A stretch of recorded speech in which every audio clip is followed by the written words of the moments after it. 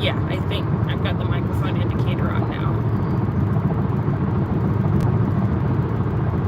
Haven't really had a whole lot to say. You haven't missed much. Basically, it's a nice cloudy day here in Southern California. It's Monday's trying to Monday, but I'm not going to let it. I let it last week, and then I wound up very, very sick. I don't. I think that things are correlated, but not cause and effect. I think my immune system had started tanking, resulting in very low energy for me. And then Monday, I just didn't handle it all very well. But yeah, last Wednesday. Oh, you're cloudy in Arkansas too. Yeah, and this is supposed to burn off, and then we're gonna have a high of 74. Yeah. So you can see I'm not even wearing a jacket. The current temperature is 49. It doesn't bother me much. The car is warmed to a comfortable level for a menopausal woman. And then I'm going to move from my car straight into my office, where I do have a jacket for when I gotta walk around campus. So it's all good. It's good to see you this morning, Brian. What are you up to? Pinche Becky! Hola, ¿cómo estás? It's good to see you. What's for breakfast? Oh, you get the blues during this time of year. Yeah, I think a lot of us do. And I wasn't sure if what was going on with me was seasonal depression. It didn't occur to me until I woke up so sick on Wednesday that my immune system was taking a dump, and that will, of course, contribute to that. I feel better now, much better now than I did last week emotionally. And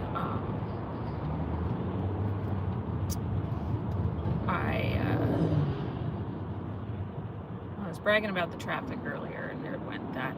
Actually, apparently, the traffic is moving really, really well, except for the lane that I am in. But that's okay. I'm almost to work, and I'm actually going to make it on time. I got up on time. I watched Natalie this morning, and if you didn't catch her this morning, it was a really great recap show, so definitely check that out on replay.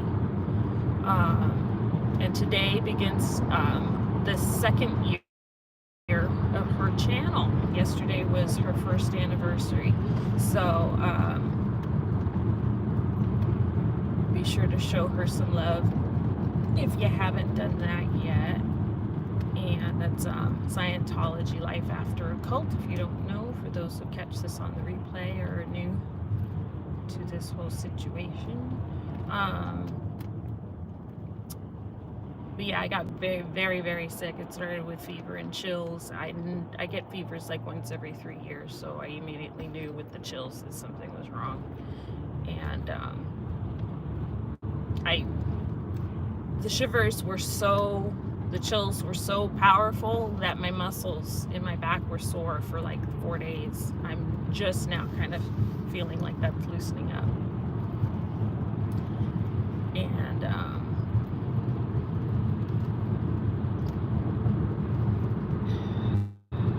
yeah, last week was rough physically and emotionally.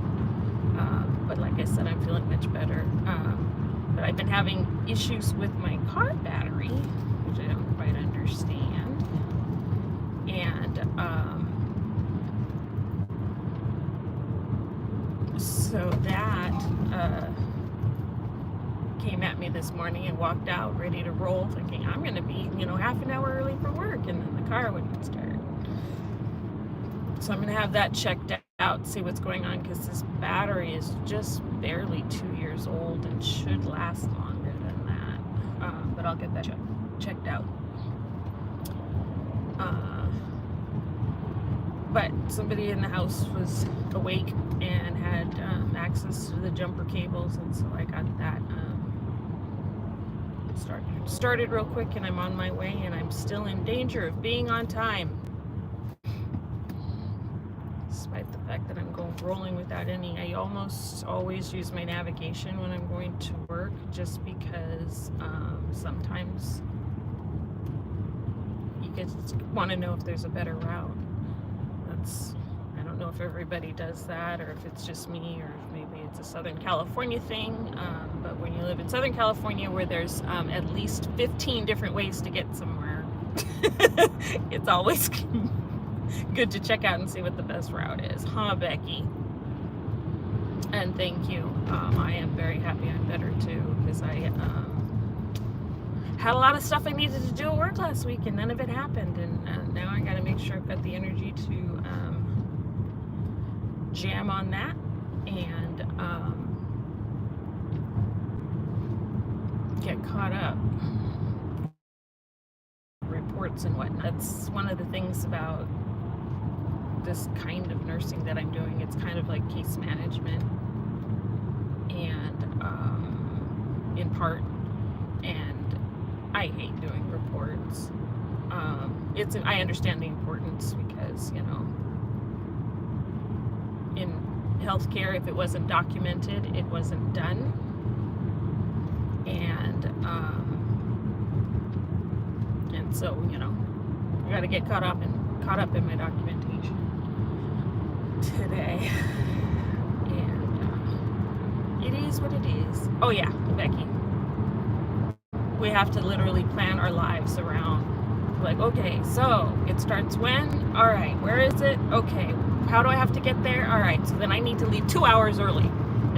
Especially for those of us, if we're in the Inland Empire trying to get to something in LA, say on a weekend, 2 hours early. So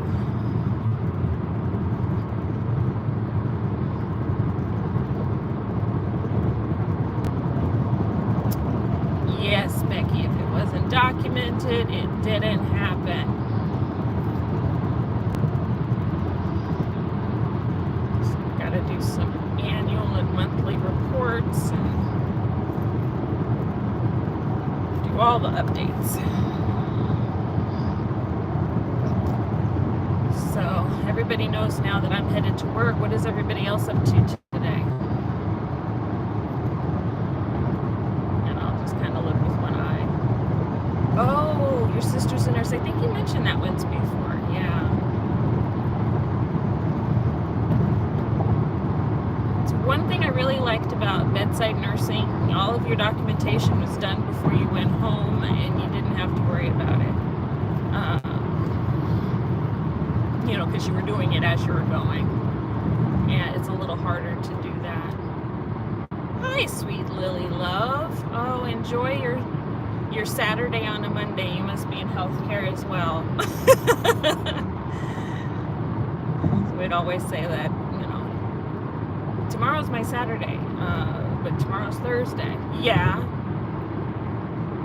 But when you're in healthcare, holidays and weekends are meaningless.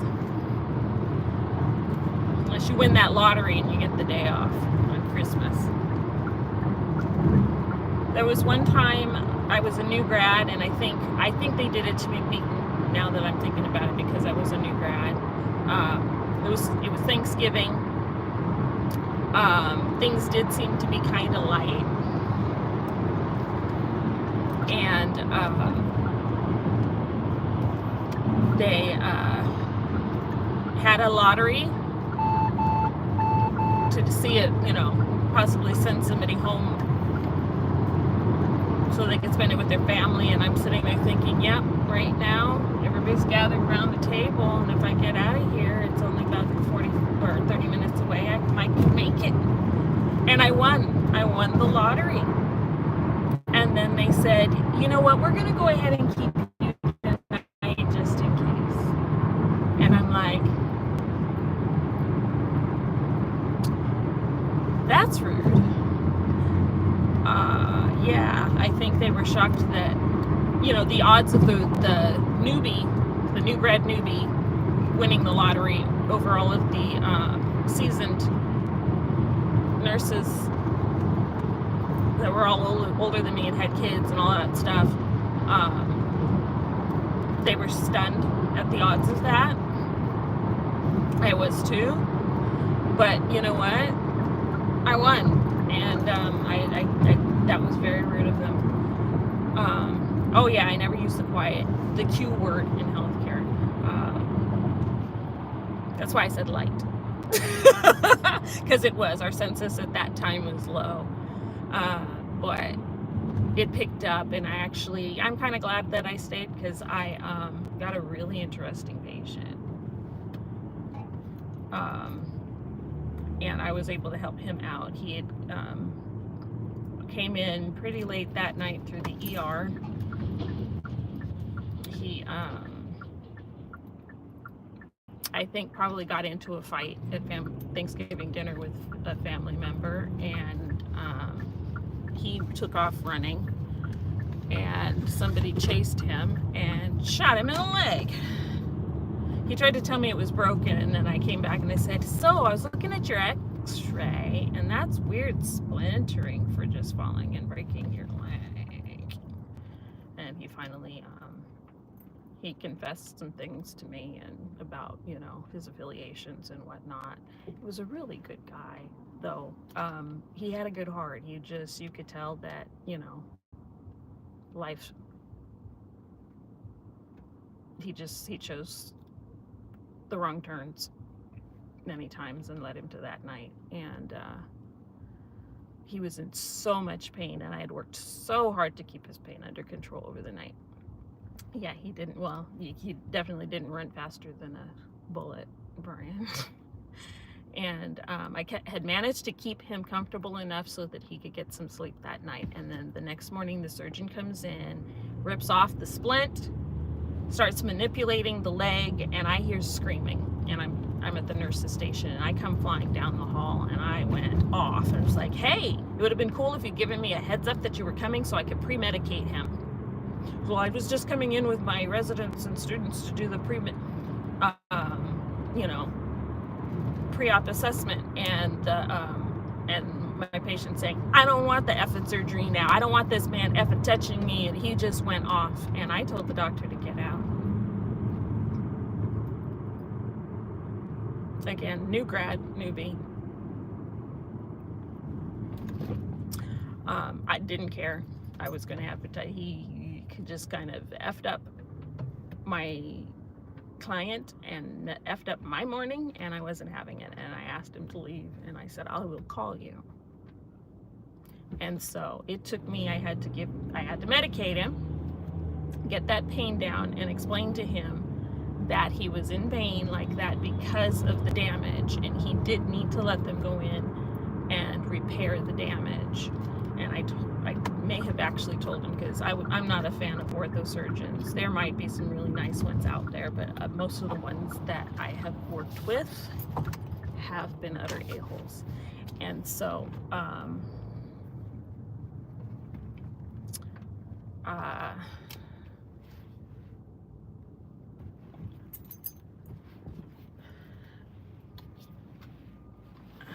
think, who's coming in behind me? Anyway, it took me an hour, but I managed to convince this young man to go ahead and let them do the surgery. And oops, I'm gonna have to straighten that out. And so I called the surgeon back, and there's no apologies, no nothing. But we got the surgery done, and when he came out, and the patient thanked me and said, I'm so glad you convinced me to do that, because I feel so much better already. And yeah, how were they on a psychosocial level, Becky? Because the ones, especially the residents, so I was working at a teaching hospital, and many of the residents came from the prestigious medical school in my area. And they walked around like they were gods. They walked around the way you would think a neurosurgeon or a cardiac surgeon would walk around, because they're the ones that can actually affect life and death. I'm not saying there's nothing great about fixing bones, but the attitude that these dudes carried themselves around with was just ridiculous. And I think they were learning it from the attendings because they were the same way. And yeah, I wasn't having it. I will go as far as I have to advocate for my patient. And I was mad when I looked at the guy. My leg hurt when I was looking at him. So to hear him scream like that, I just went from 0 to 60. And I was just done. It's like, nope, you're out of here. Take your younglings and go. I'll call you. And so, but I was grateful that it all worked out the way it did for him. And I often wonder about how he's doing, and if that was like I hope it was a wake up call for him to get it together. I don't know. Oh, okay. Good, Becky. Humbled by staff. Yeah, because a lot of times they need to be reminded that they also have to sit down to poop, and that their poop doesn't smell good, right? All right, I have arrived at work right on time. Thanks for keeping me honest during my commute. I was saying just before Brian told me that he could not hear me, that I like to do a little live while I'm driving in, so I'm going to try to do these more because it keeps me from driving like a maniac, because I do get impatient and I have ADHD, and I can get a little road ragey. So, but I don't do that if I'm live. So thanks for coming along with me to work this morning. You have a great day too, Becky and Brian and sweet Lily Love. And did I miss anybody? Did somebody else come in? I think it's because it says I've got 5, but I think you guys are the only ones in the chat. Thank you, anyone else that's here as a lurker. I appreciate you. And anybody that picks this up as a replay too, thanks for stopping by. I appreciate you, and I hope you all have a wonderful day. And then I don't know how to stop this. Oops, windshield wipers.